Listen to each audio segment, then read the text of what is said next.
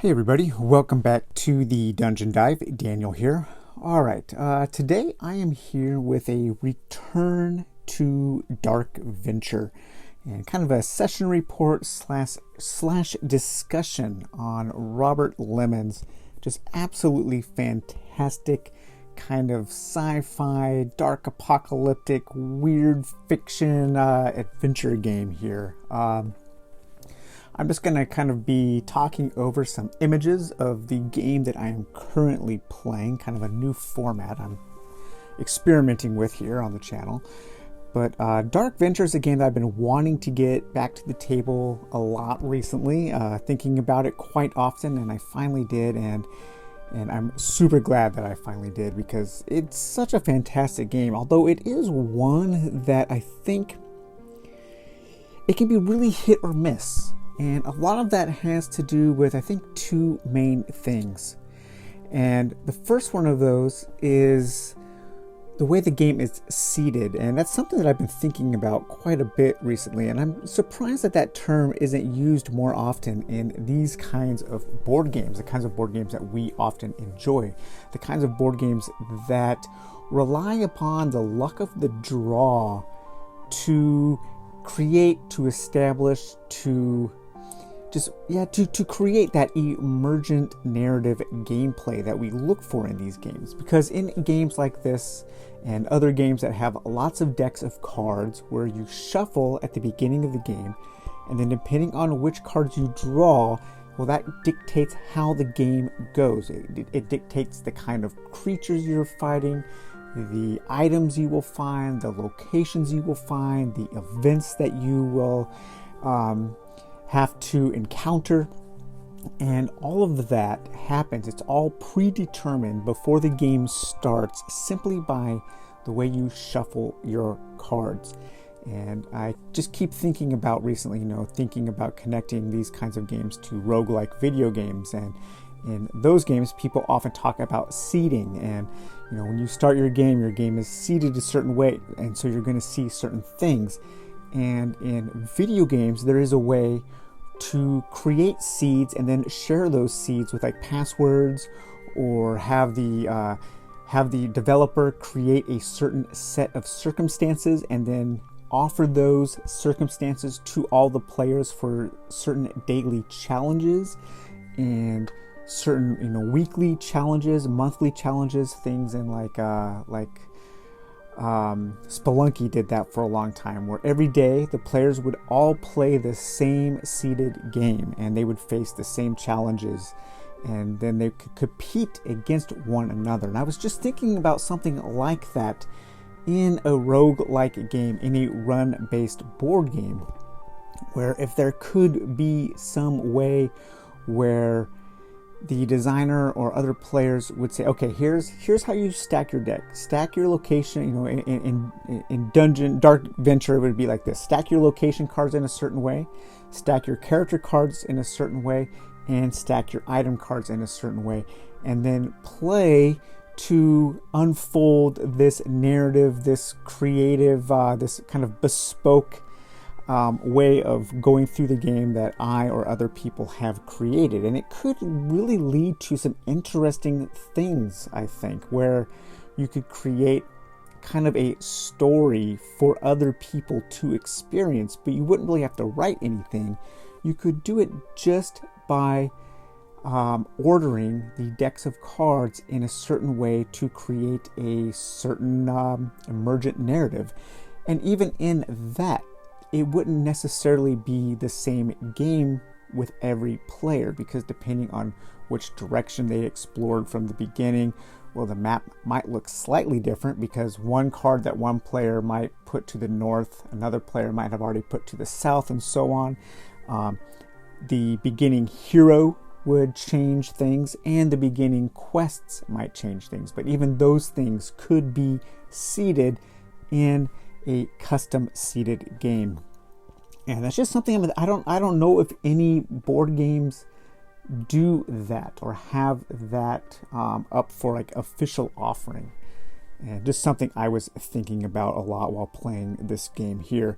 Now, this particular game here has been going really well. I've had a great seed, a great random seed where just it seems like the emergent narrative is just everything is working perfectly to create this incredible adventure that I'm going on. And I have absolutely loved it. Now, one of the other things about this game that is a double-edged sword, not just the luck of the seeding, but also the detail. This game's world and its characters and its mechanisms and everything is very detailed. And if you are looking for something where you can get into the nitty-gritty, into the granular detail of your adventures, then this game, I don't really know any other game like this. I imagine that it is kind of why people get into a game like Magic Realm or maybe Robinson Crusoe. I have not played either of those games, but I get that sense that people like those games because you can dive into the details. And the details in this game may be different than those, but I think they're along the same lines in that the turns in Dark Venture can take forever. I can't imagine playing this game with more than 2 people. Even that, I really do think it is a solo game, at least for me, especially with the official, unofficial Dungeon Dive solo rules posted in the files section of BGG, and there'll be a picture of them here as well. But just because there are so many details in this game, and just kind of the way that this adventure unfolded. My character, Princess Bretta, her main quests was one was the boat maker, and in this quest I have to try to find the rowboat.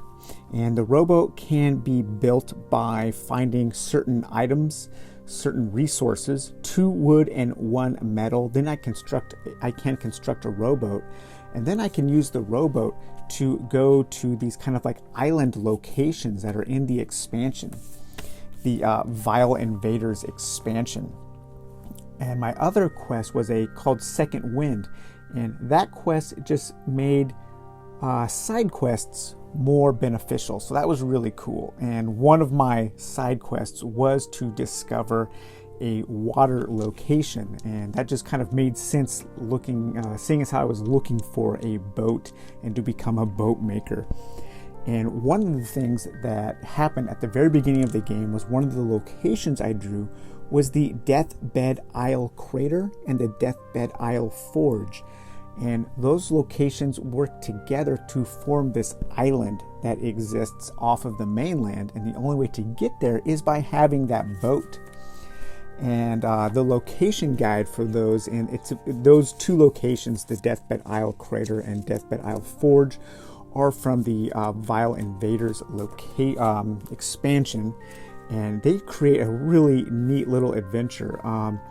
And it says that a cloud of red smoke appears on the road ahead. It spins, becomes more dense, and then transforms into a person. And at that point, you're supposed to draw a card. You're supposed to draw a hero from the character deck. And then you basically build an entire hero. So this is where that detail comes into play. So you have to pause your game.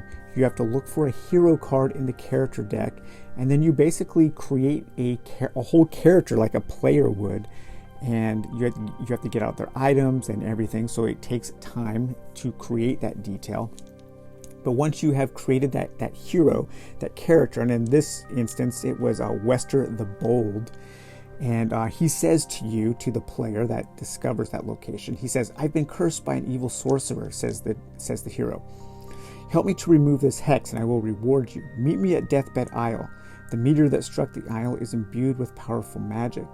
The drawn hero explodes in a puff of red smoke, which blows away with the wind. Set their cards and token aside. When your hero, or one of their followers, enters the Deathbed Isle Crater, you read that location, and then you can interact with Wester the Bold.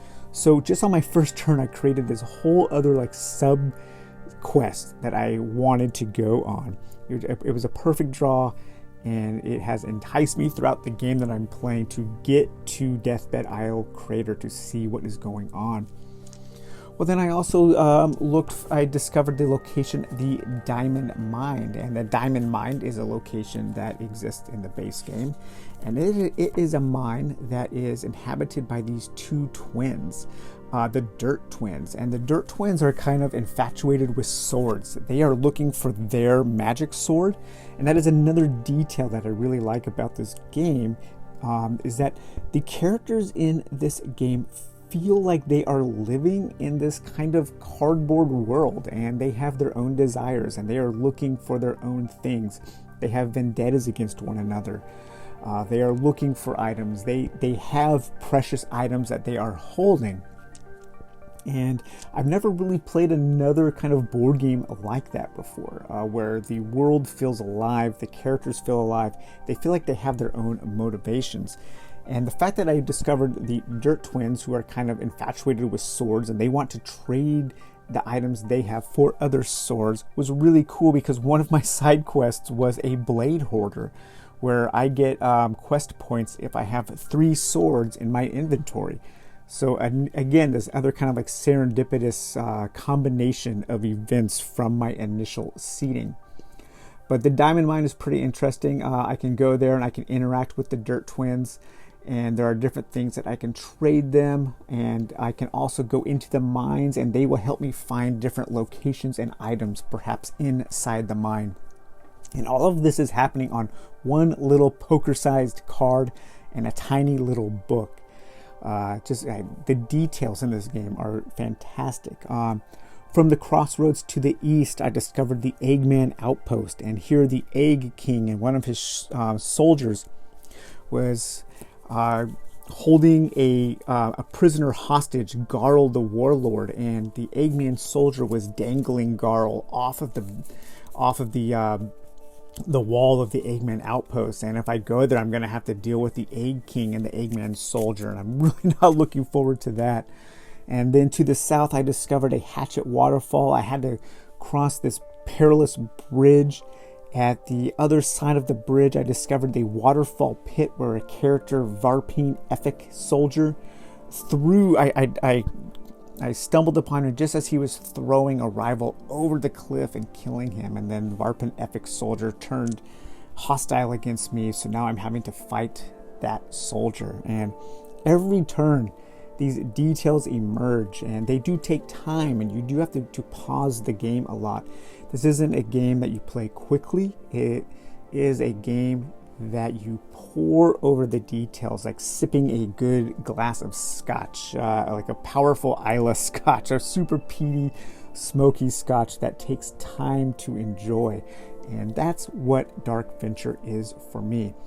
And because of that detail, and because of the nature of the game, it's not one that I'm always wanting to play. It is kind of a special circumstance, a special situation game, where when I'm feeling that draw for something slow, something glacially paced, something that I can pour over the details and let the world really impact my imagination, then I turn to Dark Venture. So yeah, I just wanted to talk a little bit about Dark Venture, some more thoughts on the game, a game that I really love, a game that I love the look, and I hope maybe you guys might enjoy this little more of a discussion format with just some pictures, so you can enjoy my words maybe along with some of the fantastic art. So all right guys, well, we will talk to you later. Bye bye.